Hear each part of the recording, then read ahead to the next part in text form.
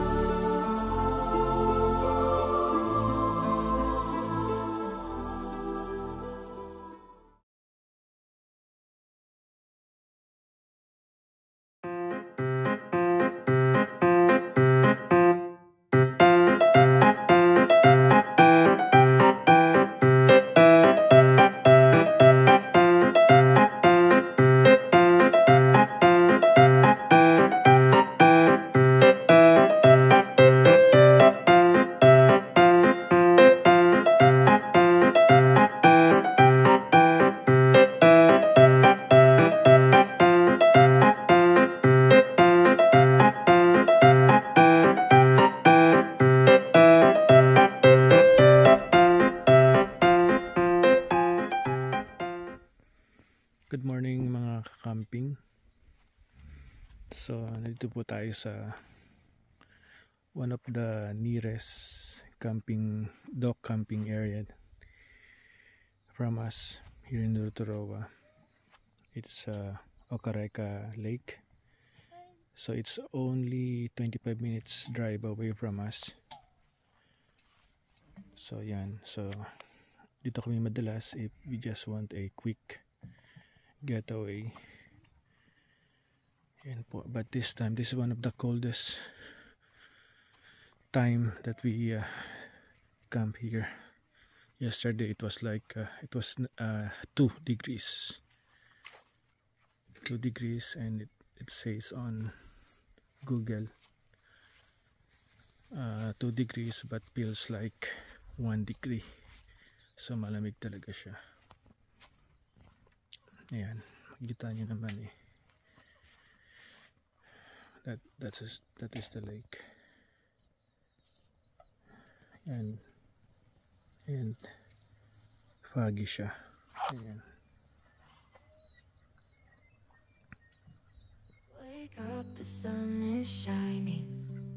A brand new day, it's so inviting. Embrace the beauty all around in this peaceful morning. Let's be found, let's cherish the quiet and calm. Find serenity in nature's song. The morning brings us tranquility. My wife is preparing. Grateful for every blessing we see. Smile. Yan yung mga ducks dito. Feel the joy, it's pure delight. Embrace the peace, let it fill your soul. Gratitude for every wonderful.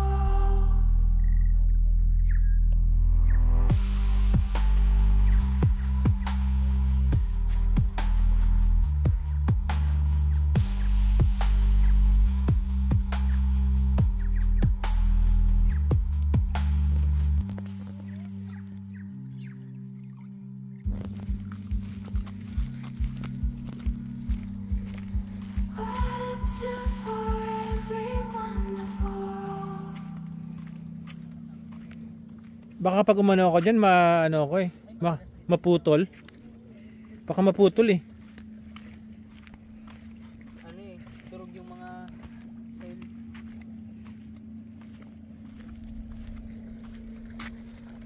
May misda oh.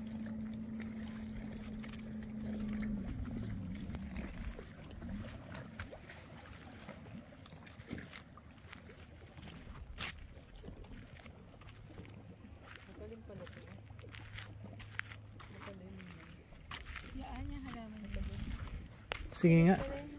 Subukan kong maglambitin. Kaya lang pag naglambitin ka dyan, kailangan tumalong ka eh. Isda? May isda, di ba? Mga isda. May ano yan, trout yan, Jack? Yung trout na. Oo, trout. Malalaki. Ayun yung boys beach, Jack. Bibigyan kita ng Dennis. Sana lang wag lang ako mahuli. Ano, wag maputol yung ano?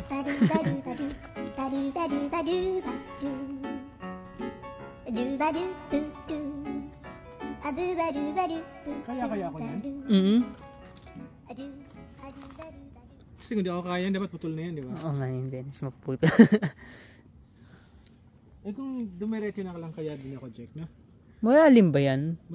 Ano? Delikado na yung Dennis, baka pag mababaw yan, pwede kang mapilayan. Yan siguro nagpas tao, pero pag nahulog ka yan, talagang sagat na lang.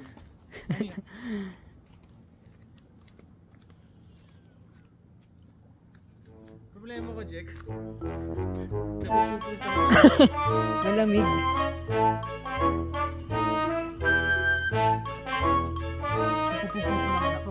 Yan, dalawa video.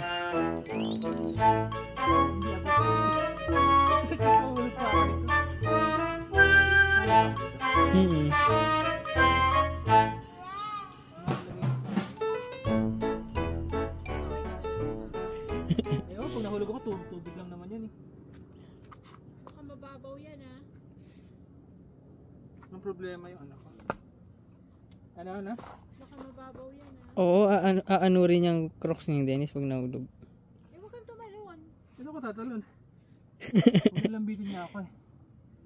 Yung lahat ng pumupunta dyan tumatalon na. Oo nga, tumatalon. Alam ko yun.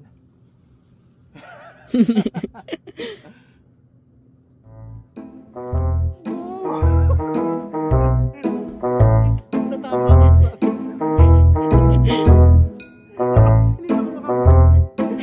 Kailangan.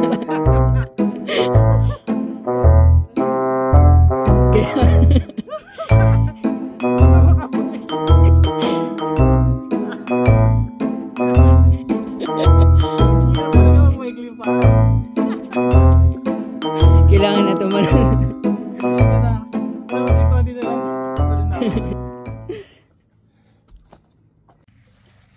Red sand ano.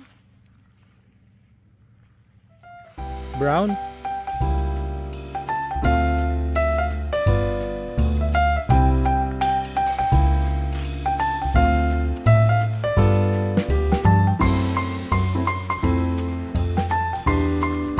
We're still here in Okareka, but we are in the boys beach. This area is more of a swimming area.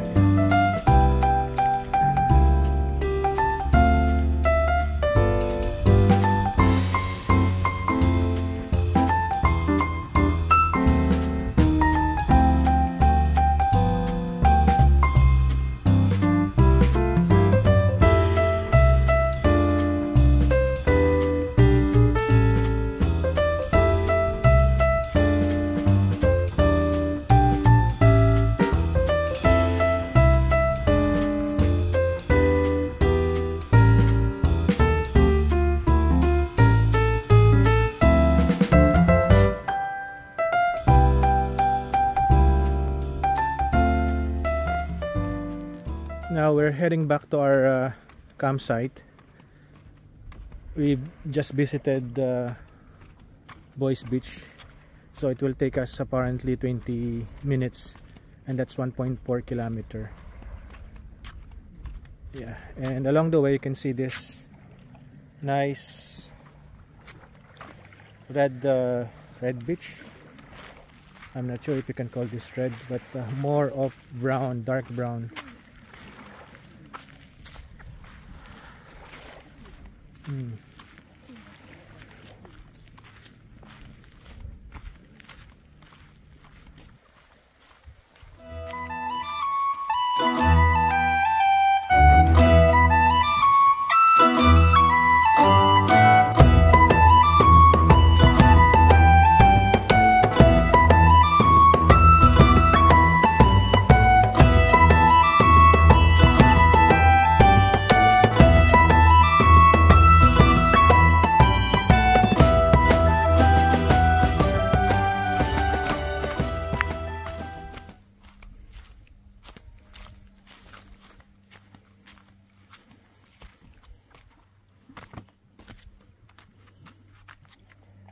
ka na, Jack. Ang linaw ng tubig dito, Jack, oh.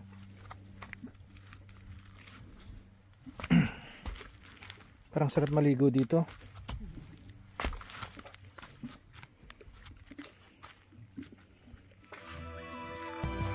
So kaya yung may cave? Wala pa dun pa siguro. Ah, ito din, Jack. Ito yung cave, oh.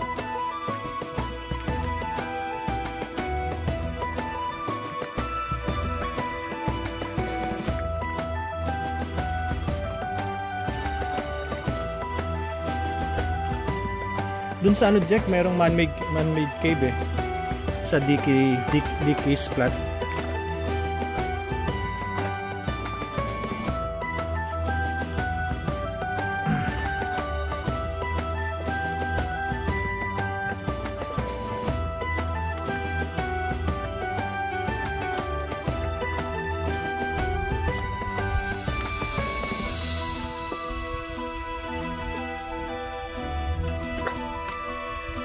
Ito, check ko.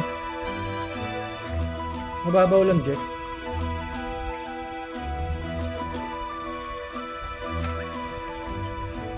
Dito na naman tayo sa may ano, mini adventure. Ayan. Ito yung cave na makikita mo while walking dun sa ano. So yan. So I think from here you can see you can see the Ocareka Dock Camp or Department of Conservation camping. Yan. Yan. Doon kami banda. Yan. Pwede pa pala maglakad dito. Yan. Maganda yung lugar, oh.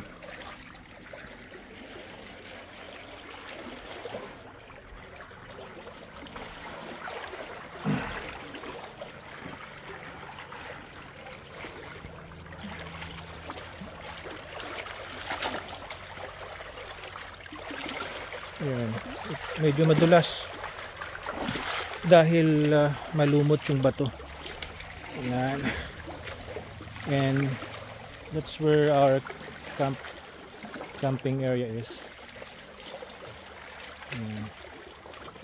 So we've been here in Ocareka several times, but this is my first time here in this area. Because actually Jack who told me about seeing a cave not far away. So ito pala yun. Malinaw yung tubig. Ayan siya.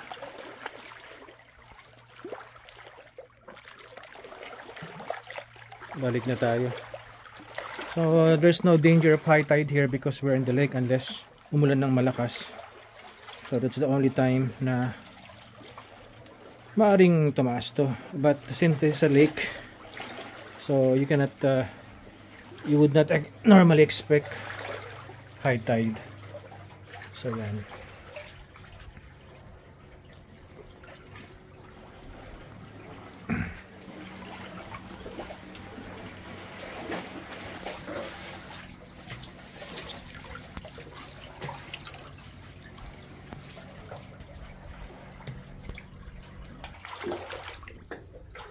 Unti-unting lalaki to because the soil has been exposed, so chances are unti-unting magbibitak yan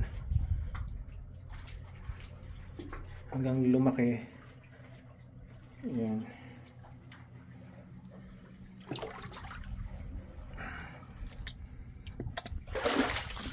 Masarap din maglumangoy dito, kaya lang medyo malamig eh.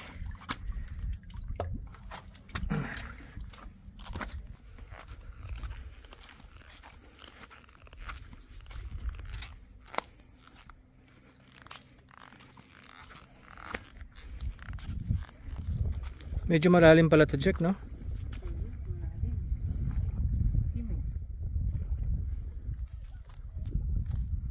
Ah, ito mababaw. Yan, doon ang Boys Beach. And if you turn on this side, there's Okareka Dock Camping. Yan, malinaw siya. Yan, malinaw. Pero yung dark spot na yun, that area, that means that's the deeper part of the lake.